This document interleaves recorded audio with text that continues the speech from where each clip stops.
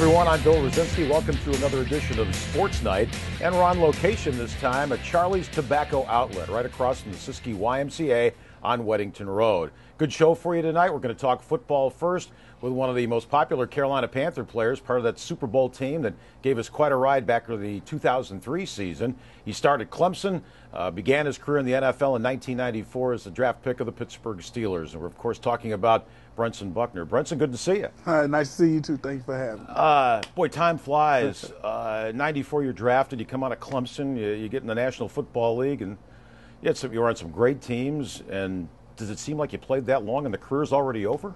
No, it doesn't seem like it. You know, it goes by so fast because, you know, you're so blessed to be there. You're happy. You just enjoy it. And then you look up and you're like, wow, where all the time gone? And then 2 years after you finish playing, you roll over, get out of bed. Then you know, yeah, I did play a long time in the NFL.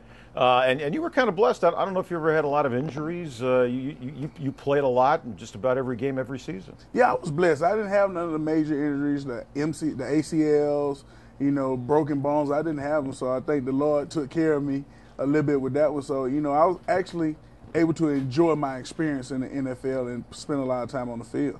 Now, I know you're doing a few things now, and I want to get into this with the fans. You are a head football coach in high school, is that right? Tell the fans about it. Yes, I'm a head football coach at Northside Christian. You know, it'll be my first year head coach over there. You know, a program that's a proud program, but hadn't had too much success. So we know we're going to go in and try to build some success. I have some other football players. Mo Collins, Charlotte native, played with the Oakland Raiders. He's on my coaching staff. And Myron Bell, one of my teammates from the Pittsburgh Steelers, on my staff. So, you know, we're going to go in there and see if we can get this thing turned around. So is there a coach you played for that you're going to kind of pattern your style after? Well, I talked to Coach Fox a week ago, and I was just like, and I'm going to have to call you because you came in after we was 1-15, and, you know, just tell me what was your mindset. So, you know, between Coward and Mariucci and Fox, I'm going to try to pull from all of them and just try to be the best coach I can be. All right, now you've also gotten involved in another business as well with Al Wallace, another former Carolina Panther. You and your wives have started something pretty special, haven't you? Yeah, we started, it's called Precious Playtime. It's an hourly child watch care service. And what it is, you know, you don't have to have a reservation. You know, wife and husband want to go out to dinner, catch a movie. You can drop the kid off. Dad's watching the kids want to go play around the golf. He can drop the kids off. We're in Ballantyne Commons. And what we try to do is, you know, being in the NFL, having kids, a lot of times the wives couldn't do a lot of stuff because you had to watch the kids. You know, being in a foreign city, you're not too sure who you want to leave your kids with. So we wanted to create this atmosphere where people felt good about it. They could leave their kids and go off and enjoy themselves for a couple hours and come back. And we just don't put your kids in front of TV and watch the tape. We teach Spanish classes. We teach arts and crafts. We interact with them.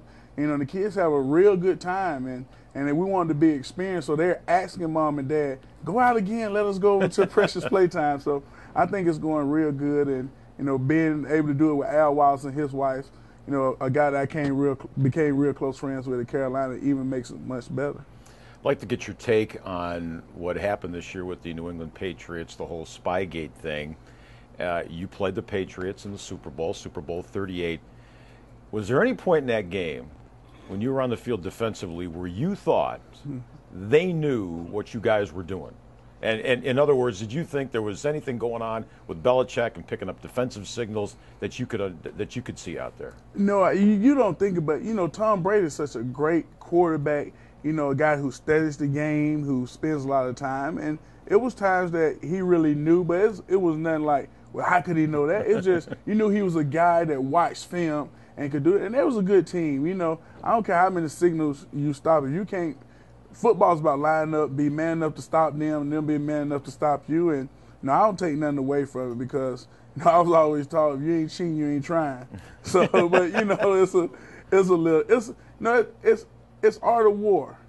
You know what I mean? And those teams were great. But, you know, they have a knowledge of the game. I'm pretty sure if they did do anything like that, it could be a big advantage, you know, knowing coming in. But I wouldn't take anything from them. It was a great game, and they ended up on top. And in your preparation that week when defensive signals were talked about and sent in from the sidelines, no one ever brought up, hey, you know, they might be picking up our signals. It was kind of a normal week for you guys? Yeah, it was a normal week for us. You know, we know. But anyway, Mike Turkovac, the defensive coordinator, you know, he always, you know, had assistant coach throwing in like a D-line. Sal would throw up dummy signals. He would throw in. Sometimes Sal would be live. Sometimes Mike would be down. So we did a good job anyway because it's about being paranoid anyway. And that's why you see offensive coordinators hiding their mouth when they're talking on the microphone, and it's going directly to the quarterback's helmet. So Mike Turkovac and those guys always did a good job anyway of just, if they were doing it, they didn't know what signal was coming in anyway because he always had somebody doing a dummy signal.